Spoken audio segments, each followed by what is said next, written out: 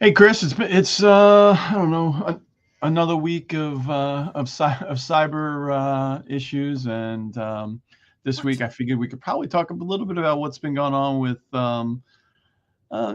Zoom in general, or I think some of the green room stuff we are talking about around some of the fear mongering of what's going on, and let people make their own decision on Zoom. So what actually happened? They released a new terms of service, and initially they didn't clarify their use of content during the Zoom meetings in AI training because everybody's jumping on the AI train, right? Like Sure, artificial intelligence, everybody's jumping on it. absolutely. Everybody wants to use different models. There's a ton of like large language models or LLMs is what they're called. Look, everybody's jumping on it. Terms of service are going to be updated. They didn't clarify very well early on that,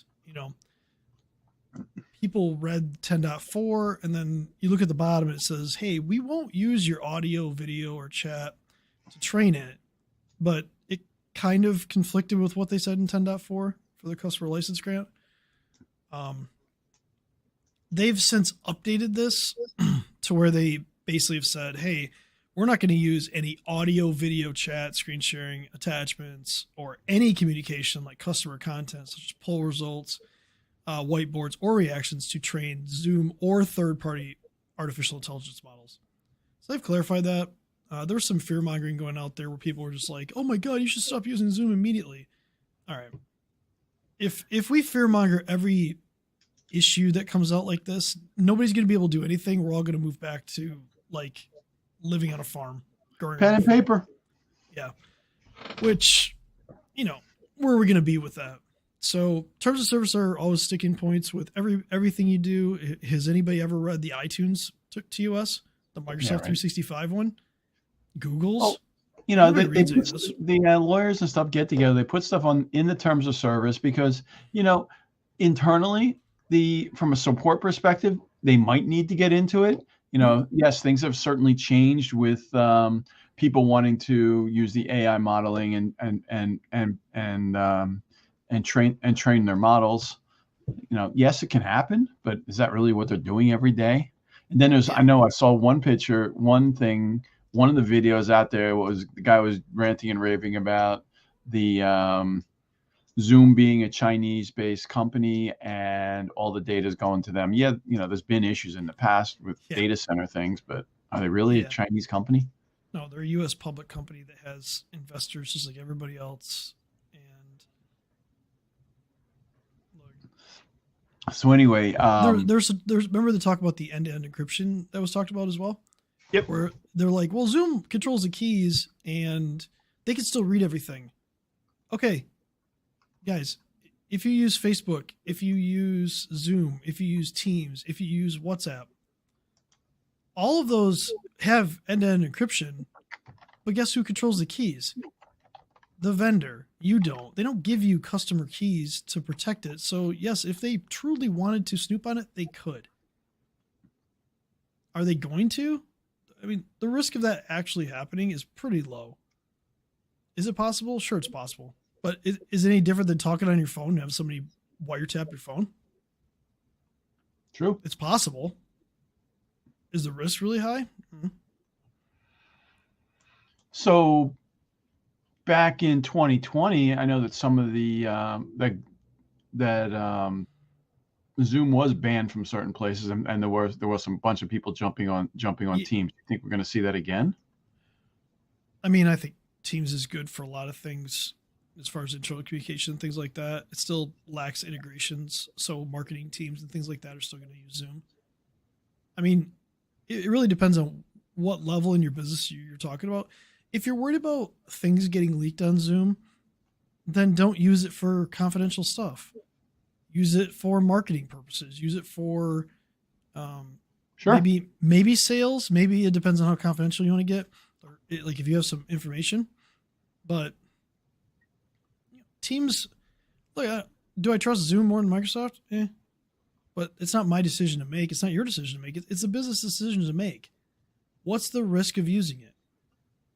Right. And you just have to determine that for your business. You have to think about it. Like, would you rather use Zoom or would you rather go find some open source one that's sitting on the internet that you know nothing about, that has no code review or anything like that, and use that instead? Does that make you safer as an organization?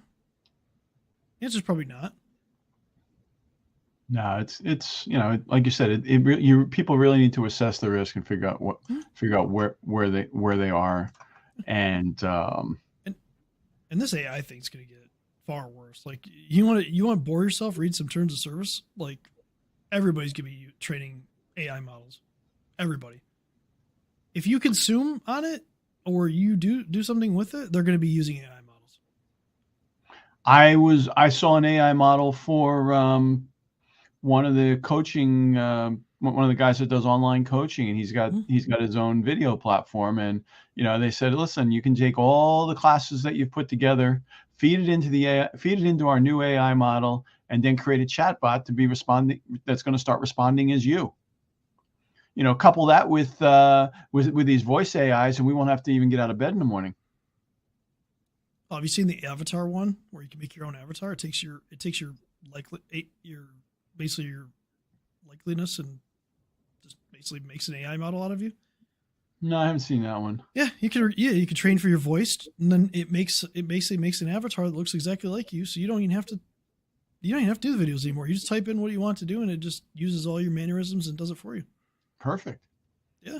Well, I was playing with something on my iPhone and took a photo of my grandson and put a voice to it, and he got head tilts and lip movements, and it was from a still photo. Granted, it was voiceover, but they're using AI in video game development too, and Epic for the next Unreal Engine, they showed it off.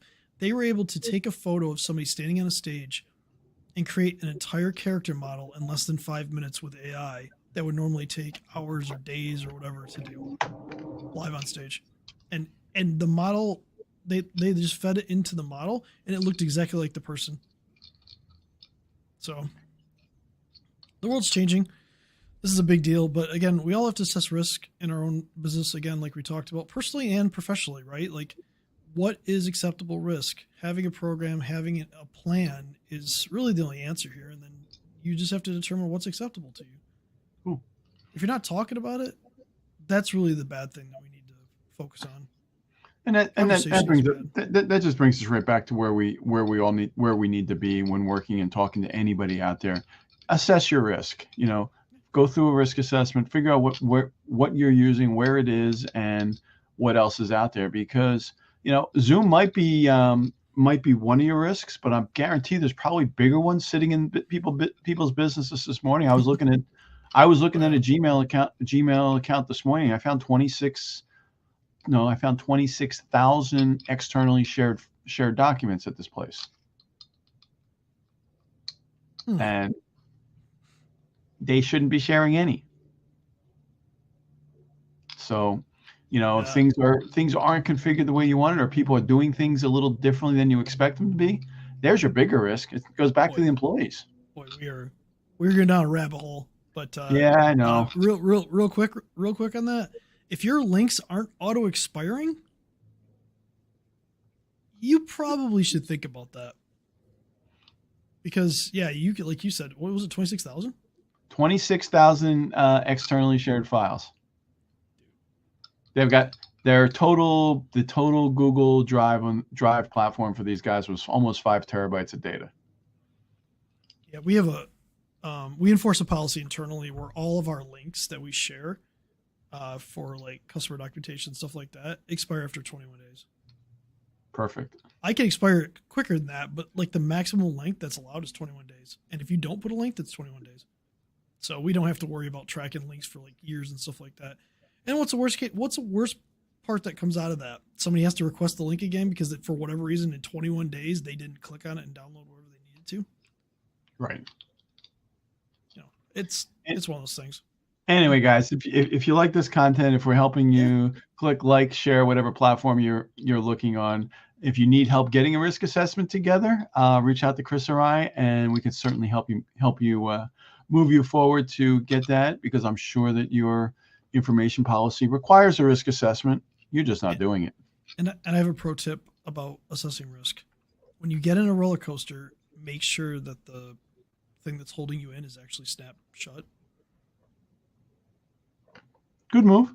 Yeah, I mean, just reduces your risk of, getting flung off the roller coaster.